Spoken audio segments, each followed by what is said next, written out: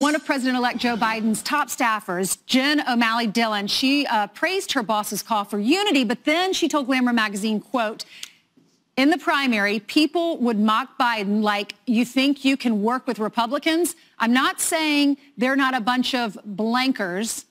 I can't say it. Mitch McConnell is terrible, she said. Well, that's nice. Way to unify. Joining us right now with that inspiring message, Fox News contributor, independent women's voice, President Tammy Bruce. Tammy, I guess she was using her inside voice outside. That's how she really feels about Republicans.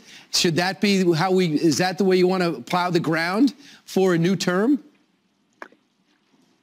Yeah, and there's even, as an example, there was a picture of with Joe Biden's dogs, and they were using a Donald Trump a toy to rip at and to bite. Chew toy. There's one message that they have, right? The rhetorical message about the narrative. And then in the midst of interviews, this was an interview about, obviously the question was about unity, that he can do it.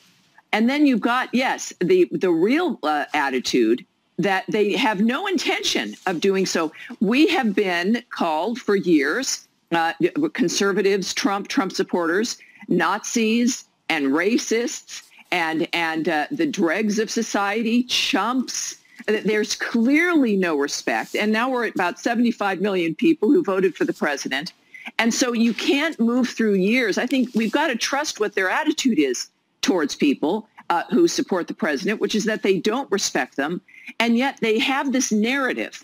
And inevitably, it's almost the compulsion to confess. Yeah. You have the narrative, it conflicts with what you really think.